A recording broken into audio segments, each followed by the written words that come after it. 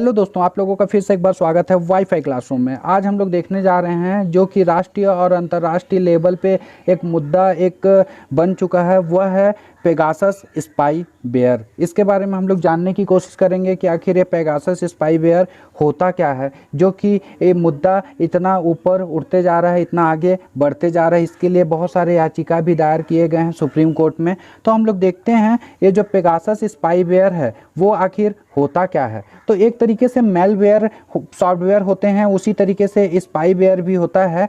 जैसे मेलवेयर क्या करता है कि सिस्टम की सिक्योरिटी करता है, और ये क्या करता है कि सिस्टम को हैक करता है। जैसे कि एक तरीके से बोलिए साधारण भाषा में, तो ये एक जासूसी सॉफ्टवेयर है जिसके जरिए जितने भी डिजिटल डिवाइस होते हैं, कंप्यूटर, मोबाइल, टैबलेट, ये सब की गुप्त या निजी जानकारियां जो होती है वो सब चीज़ों को इसके जरिए चुरा लिया जाता है। मतलब किसी के ऊपर आराम से इसके जरिए नज़र रखा जा सकता है। यही होता है पेगासस स्पाईवेयर।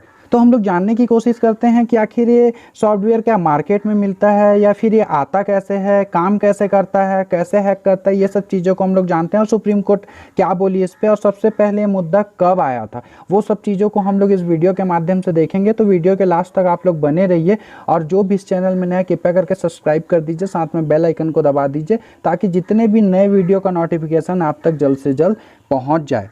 तो ये जो है पेगासस स्पाईवेयर, तो ये जो है ये NSO इजराइल की जो साइबर सुरक्षा एजेंसी है, कंपनी है, उसके द्वारा इसे बनाया गया है। NSO ग्रुप के द्वारा पेगासस को बनाया गया है, और पेगासस ने इसकी पुष्टि भी की है कि हाँ एक जासूसी सॉफ्टवेयर है। लेकिन इस जासूसी सॉफ्टवेयर को हम अपने टर्म और कंडीशन के अनुसार ही किसी को बेचते हैं या किसी को देते हैं, अन्यथा नहीं देते। किसी को भी मतलब राह चलते ये सॉफ्टवेयर को नहीं दिया जाएगा, ऐसा हमारे टर्म एंड कंडीशन में है। तो फिर पूछा गया तो फिर कैसे दिया गया, यहाँ कैसे आया। तो बात ये आया, उसने यह बोलते हुए अपना पल्ला झाड़ा कि हम केवल किसी सरकारी एजेंसी या फिर सरकार द्वारा मान्यता प्राप्त एजेंसियों को ही इसे प्रोवाइड कराते हैं, अन्यथा ये पेगासस को किसी को भी ऐसे नहीं दिया जा सकता, क्योंकि ये एक तरीके से जासूसी सॉफ्टवेयर है। इससे किसी के भी डाटा, किसी की भी जानकारियों को निकाला जा सकता है। तो यह बोल के उसने पल्ला अपना झाड़ लिया है इजराइल ने, इजराइल की जो NSO ग्रुप है उसने। तो ध्यान दीजिएगा इसे किसके द्वारा बनाया गया है, तो NSO ग्रुप के द्वारा इसे बनाया गया है। साथ में हम लोग देखते हैं कि ये जो पेगासस है अटैक कैसे करता है। तो ये करता क्या है एक्चुअल में, एक तरीके का ये सॉफ्टवेयर है जो कि इंटरनेट के लिंक के माध्यम से हो गया, या video call, missed video call वाला आता है। ऐसे बहुत सारे चीज़ों के लिंक आते हैं जो इन्फेक्टेड होते हैं, जो आपके सिस्टम में आते हैं, और आप उन्हें क्लिक करते ही वो आपके सिस्टम में वो इंस्टॉल हो जाता है। और वो इंस्टॉल होता है तो आप लोगों को इसलिए नहीं पता चलता क्योंकि जितनी भी मेमोरी होती है उसकी 5% से भी कम स्पेस को या मेमोरी को वो लेता है, जिससे पता ही नहीं चल पाता कि कोई चीज़ें इंस्टॉल हुई है या नहीं हुई है। और इंस्टॉल होते ही वो सबसे पहले क्या करता है, मतलब मैंने जैसा बताया कि या तो मिस्ड वीडियो कॉल के जरिए, इंटरनेट के जरिए, या फिर मैसेजेस के ज़रिए ये आपके सिस्टम में आ जाते हैं। और सबसे पहले जो सिस्टम का मेलवेयर होता है उसे ये क्या करते हैं, बहुत ही कमज़ोर कर देते हैं। और कमज़ोर करने के बाद क्या होता है, ऑपरेटिंग सिस्टम कमज़ोर हो जाता है, जिसके कारण ये पेगासस क्या होता है कि अपना वहाँ झंडा गाड़ देता है किसी के भी सिस्टम में घुसकर। तो सिस्टम में तो ऐसे घुस गया वो, लेकिन उसके आगे वो करता क्या है, तो उसके आगे वो ये करता है कि सिस्टम में आने के बाद वो अपना सेफ्टी वहाँ बना लेता है, पूरे सिक्योरिटी को तोड़ के अपना सिक्योरिटी बना लेता है, अपना अलग एक सिक्योरिटी क्रिएट कर देता है। जिससे होता क्या है कि जो भी चीज़ें या तो आप सर्च कर रहे हैं, मैसेजेस कर रहे हैं, या किसी के कॉन्टेक्ट्स हैं, या आपके बैंक डिटेल हैं, आपकी जो निजी जानकारियां हैं, गुप्त जानकारियां हैं, इवन आपका जो लोकेशन है, वो भी चीज़ें उन लोग के पास उस सॉफ्टवेयर के माध्यम से आ जाएगा जो उस सॉफ्टवेयर को आपके पास भेजा है।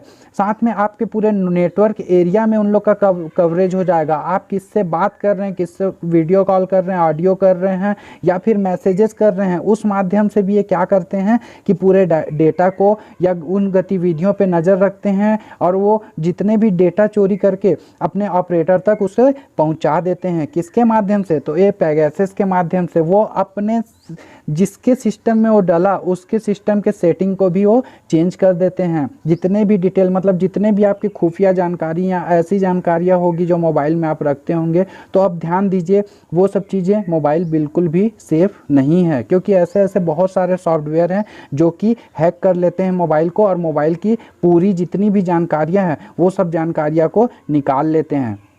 तो ये जो स्पाईवेयर है पेगासस वो यही काम करता है, इसीलिए इसे कहा गया है एक तरीके से जासूसी सॉफ्टवेयर। और जो ये स्पाईवेयर होते हैं वो कई प्रकार के हो सकते हैं, जैसे कि एडवेयर के जरिए भी हो सकते हैं, मतलब विज्ञापन दाताओं के उपयोग में लाया जाता है। कुकी ट्रैकर होते हैं, मतलब जो इंटरनेट गतिविधियाँ होती है किसी व्यक्ति की उसकी जानकारी को एकत्र कर लेते हैं। या फिर सिस्टम मॉनिटरिंग भी करते हैं, मतलब किसी डिवाइस की बस गतिविधि या उसके डेटा को रिकॉर्ड करना है तो उसके लिए भी इसका उपयोग किया जाता है। या ट्रोजन बोला जाता है, वो भी एक तरीके का एप्लीकेशन होता है जो दस्तावेज या सॉफ्टवेयर के रूप में चित्रित किया जाता है। तो इतने प्रकार के स्पाईवेयर आते हैं जिसमें पेगासस भी आता है। और पेगासस क्या है कि एक तरीके का जासूसी वाला सॉफ्टवेयर है। तो अगर इसके बचने के उपाय हम लोग देखें तो ध्यान दीजिएगा कि इंटरनेट पे कोई जानकारी सर्च करते समय केवल उसी वेबसाइट को आप क्लिक कीजिए जिस वेबसाइट पे आपको पता है या भरोसा है उस वेबसाइट पे, किसी पे भी जाके आप उसे क्लिक मत कीजिए। या इंटरनेट बैंकिंग या किसी भी जो ज़रूरी अकाउंट को कार्य पूरा होने के पश्चात लॉग आउट करें। बहुत लोग क्या होता है कि हटा देते हैं, ऐसी कट कर देते हैं नीचे से, लेकिन इसे लॉग आउट करें।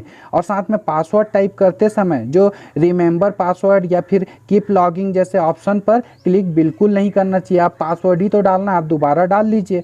या फिर जन्म तिथि या अपने नाम जैसे जो साधारण पासवर्ड कभी नहीं बनाना चाहिए। उसमें क्या करना चाहिए कि नंबर भी, कैरेक्टर भी, सिंबल भी, जो स्पेशल सिंबल होते हैं वो सब चीज़ों को डालना चाहिए। साथ में सोशल मीडिया या फिर ईमेल बैंकिंग ये सब जो होते हैं पासवर्ड उसको अलग अलग रखना चाहिए, क्योंकि एक का पता चल गया मतलब सबका पता चल जाएगा तो ना चले, इसीलिए सब चीज़ पे ध्यान देना चाहिए। और साथ में हमेशा जो डेबिट कार्ड हो या फिर क्रेडिट कार्ड हो या फिर ये जितने भी मतलब होते हैं शॉपिंग कार्ड, ये सब के पासवर्ड हमेशा चेंज करते रहने चाहिए।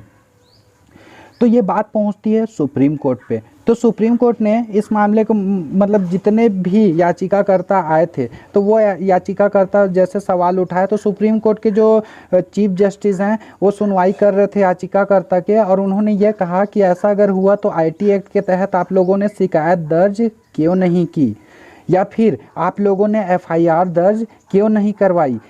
तो फिर उसमें क्या हुआ कि चीफ जस्टिस ने सभी याचिकाकर्ता से कहा कि वह अपनी जो याचिका का कॉपी सरकार को भी भेजें साथ में, क्योंकि ये एक तरीके से बहुत बड़ा मुद्दा है।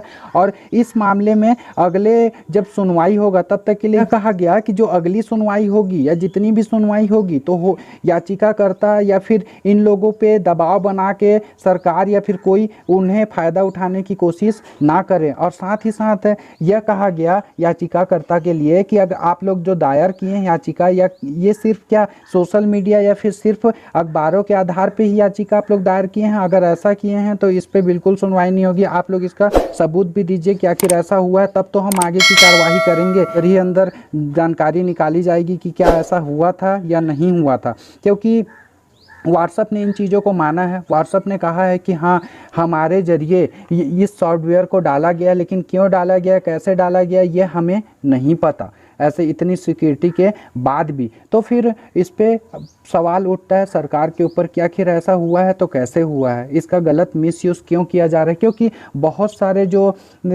पत्रकार हैं या फिर बहुत सारे जो मानवाधिकार के कार्यकर्ता हैं उनका जो गुप्त जानकारियां हैं, ब्यौरा है, वो सब चीज़ों को निकाला गया है, उनके डाटा को निकाला गया, हैक किया गया है, उनके बैंक अकाउंटों को हैक किया गया है, जिसके कारण ये मुद्दा बढ़ा है। तो ये सुप्रीम कोर्ट तक पहुँच गया, साथ में यूएन का जो न्यायालय हो उसमें भी पहुंच गया है। अगर हम लोग इसमें बात करते हैं कि क्या यह मुद्दा पहले भी आ चुका है, तो हाँ ये मुद्दा पहले भी आ चुका है। सबसे पहले ये मुद्दा 2016 में आता है यूएई में, संयुक्त अरब अमीरात में।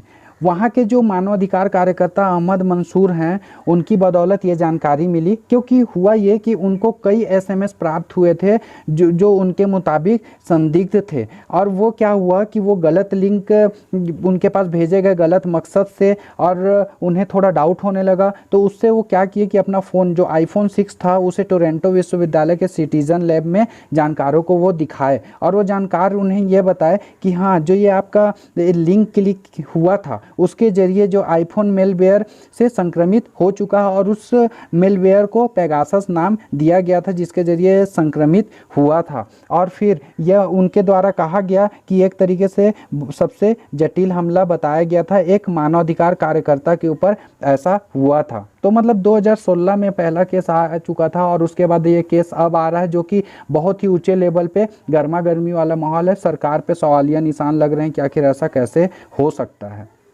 तो यही था पेगासस कैसे काम करता है, क्या करता है, ये सब चीज़ों को हम लोग इस वीडियो के माध्यम से देखें। अगर आप लोगों को वीडियो अच्छा लगा हो तो लाइक कर दीजिएगा, साथ में चैनल को सब्सक्राइब कर दीजिएगा। मिलते हैं नेक्स्ट वीडियो के साथ, तब तक के लिए धन्यवाद दोस्तों।